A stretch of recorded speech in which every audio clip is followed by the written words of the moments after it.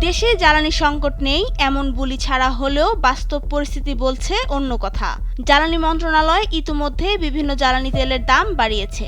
অন্যদিকে জ্বালানি সংকটে বিদ্যুৎ উৎপাদন কমে যাওয়ায় চট্টগ্রামে লোডশেডিং বেড়ে 250 মেগাওয়াট ছাড়িয়েছে। 5টি বিদ্যুৎ কেন্দ্র বন্ধ থাকায় পরিস্থিতি আরও জটিল হয়ে উঠেছে। ফলে নগরবাসীকে দিনের বড় অংশ বিদ্যুৎহীন থাকতে হচ্ছে, আর রাতে ভোগান্তি বাড়ছে কয়েক গুণ। বাংলাদেশ বিদ্যুৎ উন্নয়ন বোর্ড চট্টগ্রাম জোনের তথ্য অনুযায়ী 15 এপ্রিল সকালে বিদ্যুতের চাহিদা ছিল 1384 মেগাওয়াট, যা সন্ধ্যায় বেড়ে দাঁড়ায় 1432 মেগাওয়াটে। বিপরীতে সরবরাহ ছিল 1095 থেকে 1470 মেগাওয়াটের মধ্যে। এতে গড়ে লোডশেডিং দাঁড়িয়েছে প্রায় 280 মেগাওয়াট।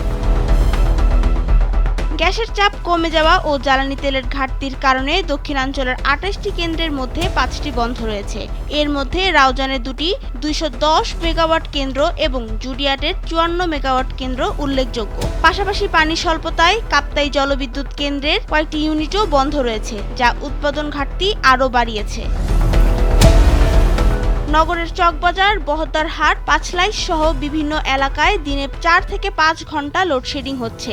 বিদ্যুৎ ফিরে পেতে সময় লাগছে 2 থেকে 3 ঘন্টা। ব্যবসা গরমে জনজীবন দুর্বিষহ হয়ে উঠেছে। পাশাপাশি ওয়াসার পানি সরবরাহেও বিঘ্ন ঘটছে। জ্বালানি বিশেষজ্ঞদের মতে এপ্রিল থেকে জুন পর্যন্ত সময়টিতে তাপমাত্রা বৃদ্ধির সঙ্গে বিদ্যুতের চাহিদা বাড়ে। চলমান জ্বালানি সংকট পরিস্থিতিকে আরও নাজুক করে তুলেছে। পরিস্থিতি মোকাবিলায় সরকার ইতিমধ্যে বিদ্যুৎ ও জ্বালানি সাশ্রয়ে কিছু পদক্ষেপ নিয়েছে। অফিস সময় কমানো এবং শপিং মল দ্রুত বন্ধ রাখার মতো উদ্যোগ নেওয়া হয়েছে। চট্টগ্রাম পিডিবির supervisory control and data acquisition বিভাগের নির্বাহী প্রকৌশলী ফাহমিদা জামান বলেন, সরবরাহ পরিস্থিতির ওপর নির্ভর করেই লোডশেডিংয়ের মাত্রা ওঠানামা করছে। বর্তমান পরিস্থিতি দ্রুত উন্নতির সম্ভাবনা কম বলেও ইঙ্গিত দেন তিনি। নাবিলা রহিম, সময়ের আলো।